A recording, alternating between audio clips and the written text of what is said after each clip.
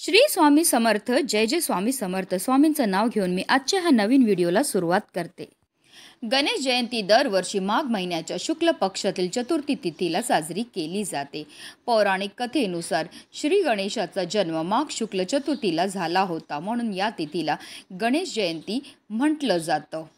यंदा गणेश जयंतीला रवियोग तयार होत असून रात्री भद्रा तर दिवसभर पंचक पाळलं जाणार आहे. हिंदू धर्मात माघ महिन्याला विशेष महत्त्व आहे. व्रतवैकल्याचा महिना म्हणून माघ महिन्याची ओळख आहे. हा महिना गणपतीला विशेषतः समर्पित आहे. संपूर्ण देशात गणेश जयंतीला विविध नावाने ओळखलं जातं, जसं की माघ विनायक चतुर्थी, तिलकुंड चतुर्थी आणि वरद चतुर्थी. धार्मिक मान्यतानुसार या दिवशी गणपती बाप्पांची विधिवत पूजा केल्याने, सेवा केल्याने व्यक्तीला बुद्धी, बळ आणि सुख समृद्धी प्राप्त होते. पंचांगानुसार यावर्षी माघी गणेश जयंती 1 फेब्रुवारीला साजरी केली जाणार आहे. गणेश जयंतीच्या दिवशी गणेश पूजा करण्यासाठी शुभ मुहूर्त सकाळी 11:38 पासून ते दुपारी 1:40 पर्यंत असणार आहे. त्यानुसार पूजेला 2 तास 2 मिनिटाचा आपल्याला कालावधी हा मिळणार आहे. आणि म्हणूनच आपल्याला याच वेळेमध्ये गणपती बाप्पांची विधिवत पूजा आणि सेवाही करायची आहे. आपल्याला पूजा तर करायची, सेवा तर करायची, पण त्याचबरोबर या दिवशी काही प्रभावी उपायसुद्धा करायचे. हे उपाय केल्यामुळे आपल्यावर विशेषतः गणपती बाप्पांची कृपाही होत असते. आणि म्हणूनच आज संध्याकाळी आपल्याला कापूरसोबत ही एक वस्तू जाळायची. ही वस्तू जाळल्यामुळे आपल्या घरामध्ये असणारी जेवढी पण नकारात्मकता आहे, भांडणं आहेत, पितृदोष, वास्तुदोष, नजरबाधा तर नष्ट होणारच आहे, पण आपलं 7 पिढ्यांचं दारिद्र्य नष्ट होऊन आपल्या संपूर्ण कुटुंबाची भरभरून अशी प्रगती होणार आहे. अतिशय प्रभावी असा हा उपाय आहे, ज्याबद्दल सविस्तर आणि महत्त्वाची अशी माहिती मी तुम्हाला या व्हिडिओमध्ये देणार आहे. तर व्हिडिओ पूर्ण पहा. आणि जर तुम्ही माझ्या चॅनलवर नवीन असतील तर चॅनलला सबस्क्राईब करा आणि शेजारी बेल आयकॉनसुद्धा प्रेस करा, जेणेकरून तुम्हाला माझ्या नवनवीन व्हिडिओचं नोटिफिकेशन हे मिळत राहील आणि तुम्ही एक पण व्हिडिओ मिस करणार नाही. आणि कमेंटमध्ये गणपती बाप्पा मोरया लिहायला विसरू नका. अगदी तुमच्यापासून माझ्यापर्यंत प्रत्येकजण खूप मेहनत करतो, खूप कष्ट करतो, जेणेकरून आपल्या आयुष्यामध्ये सुख समृद्धी नांदेल. पण बऱ्याचदा काय होतं ना, आपल्यामध्ये काही दोष असतात की आपल्या घरामध्ये काही दोष असतात, त्यामुळे सुद्धा आपल्याला कोणत्याही क्षेत्रामध्ये यश हे मिळत नाही. आपण मेहनत तर करतो, कष्ट तर करतो, पण आपल्या कष्टाला, आपल्या नशिबाची साथ ही मिळत नाही. आपल्या घरी पैसा तर येतो, पण आलेला पैसा टिकून राहत नाही.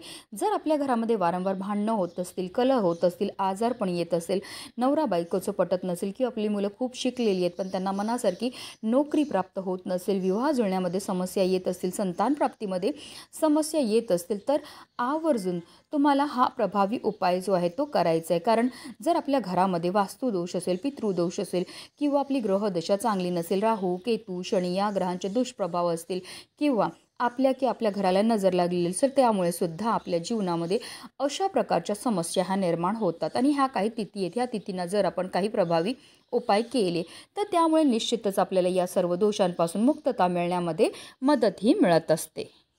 आता हा उपाय आपल्याला कधी करायचा, तर हा उपाय आपल्याला आज संध्याकाळी 6 वाजल्यापासून 7:30ची जी वेळ असते ती माता लक्ष्मीची आगमनाची वेळ असते. आणि त्या वेळेमध्ये जर आपण काही प्रभावी उपाय केले तर त्यामुळे माता लक्ष्मी ही आपल्यावर प्रसन्न होते आणि तिचं अखंड आगमन आपल्या घरामध्ये होत असतं. पण आता काही कारणास्तव तुम्हाला या वेळेमध्ये हा उपाय करणं शक्य नाही झालं तर अगदी रात्री 12 वाजेपर्यंत सुद्धा तुम्ही हा उपाय जो आहे तो करू शकतात. हा उपाय सुरू करायच्या अगोदर सर्वप्रथम आपल्याला देवघरामध्ये दिवा हा प्रज्वलित करून घ्यायचा आहे. कारण कोणतीही सेवा किंवा कोणताही उपाय जर आपण अग्नीच्या साक्षीने केलं तर त्यामुळे निश्चितच आपल्याला सफलताही प्राप्त होत असते.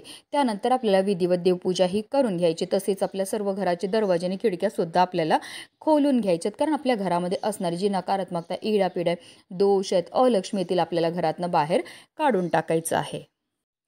ह्या उपायाकरता आपल्याला एक मातीची पंतीही घ्यायची आहे. मातीच्या पंतीमध्ये सकारात्मक अशा लहरी असतात, म्हणून आवर्जून मातीची पंतीच घ्या. आणि त्यामध्ये आपल्याला एक सुक्या खोबऱ्याची वाटीही ठेवायची आहे.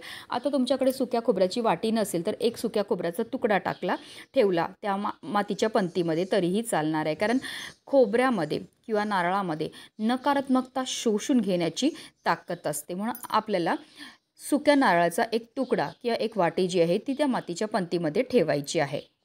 त्याचबरोबर आपल्याला त्या खोबऱ्याच्या तुकड्यावर 5 भीमसेनी कापूरच्या वड्यासुद्धा ठेवायच्या आहेत. मी प्रत्येक उपायामध्ये सांगत असते की आवर्जून आपल्याला भीमसेनी कापूरच वापरायचा आहे, कारण तो नैसर्गिकरित्या बनलेला असतो आणि त्याच्यामध्ये जे तत्त्व असतात ते आपल्यामध्ये आणि आपल्या घरामध्ये असणारी जेवढी पण नकारात्मकता, इडापिडा, ग्रहदोष, वास्तुदोष, पितृदोष दूर करण्याकरता अत्यंत प्रभावी मानला जातो.